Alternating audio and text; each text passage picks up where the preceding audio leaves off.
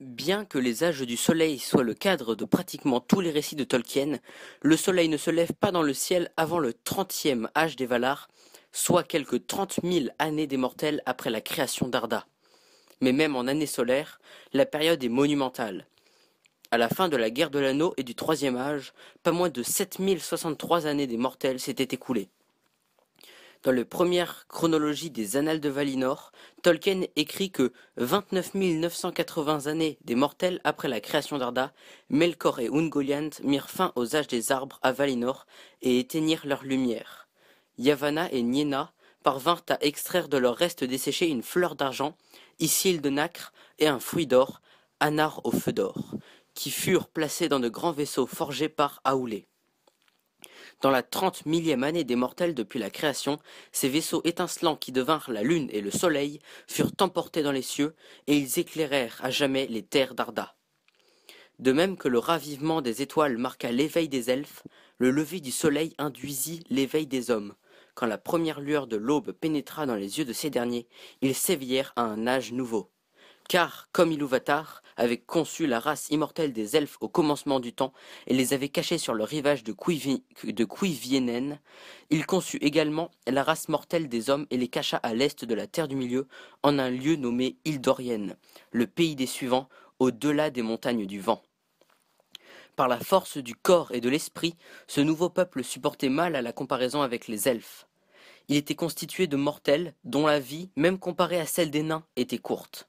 Pris de pitié, les elfes enseignèrent ce qu'ils purent à ce peuple maladif, mais ils découvrirent que dans sa mortalité reposait une force secrète, car cette race s'avéra plus adaptable aux exigences d'un monde changeant, et si ses représentants mouraient aisément, et en grand nombre, ils se reproduisaient plus rapidement que ceux de toute autre race, et en dehors des orques.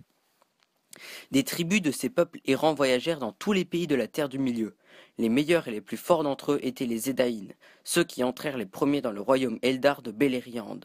Le premier âge du soleil fut l'âge héroïque qui commença avec la venue des hauts elfes Noldor depuis Eldamar à la poursuite de Melkor qu'ils appelaient Morgoth. Non seulement Morgoth avait détruit les arbres de lumière, mais il avait aussi pris la forteresse de Forménos, tué le grand roi des Noldor et s'était emparé des Silmarils. Ce fut la lutte pour la possession de ces gemmes qui engendra la guerre des joyaux et fournit à Tolkien le thème du Silmarillion. Ce conflit dura 6 siècles et se distingua par 6 batailles majeures.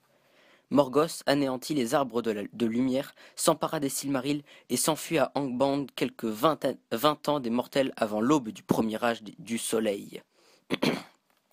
Les guerres de Beleriand commencèrent 10 ans plus tard, quand il envoya ses légions d'orques contre les elfes de Beleriand. Ce fut la première bataille dans laquelle les hordes d'orques furent mises en déroute et repoussées jusqu'à Angband. La deuxième bataille fut livrée 4 ans des mortels avant le lever du soleil et fut nommée Dagornuin Giliath, bataille sous les étoiles. Les forces de Morgoth se heurtèrent aux Noldor, nouvellement arrivés dans le nord-ouest de Beleriand. Bien qu'en infériorité numérique, les Noldor combattirent férocement pendant 10 jours. Ils massacrèrent ceux qui se dressaient devant eux et forcèrent les orques à battre en retraite vers Angband. En l'an 56 du premier âge du soleil, les légions de Morgoth avaient retrouvé assez de force pour envoyer une armée plus grande que les 2 précédentes combinées. Cette troisième bataille fut appelée Dagor Aglareb, glorieuse bataille, car non seulement les elfes vainquirent les légions d'orques de Morgoth, mais ils leur coupèrent la retraite et les annihilèrent. La victoire fut si complète que, pendant près de 4 siècles, les elfes assiégèrent Angband. Pendant cette période, il y eut des raids d'orques sur Ithlum, et en 266, Glaurung le dragon tenta une attaque, mais pour l'essentiel la pérégna à Beleriand. Peu nombreux furent les serviteurs de Morgoth qui osaient s'aventurer au sud des montagnes de fer. Cependant, quand Morgoth brisa finalement la longue paix, ils étaient vraiment préparés. En l'an 455, ces légions d'orques furent conduites par des balrogs et des dragons cracheurs de feu. Ce fut la 4e bataille que l'on nomma Dagor Bragolar, bataille de la subite flamme. Elle fut suivie de la 5e bataille Ninaeth Arnoediad, la bataille des larmes innombrables. Ces 2 batailles entraînèrent une victoire totale pour Morgoth et finalement la destruction de tous les royaumes des elfes de Beleriand. En 496, Nargothrond fut mis à sac. Peu de temps après, Ménégros fut réduite à des ruines et 511 marqua la chute de Gondolin, la dernière place forte des elfes.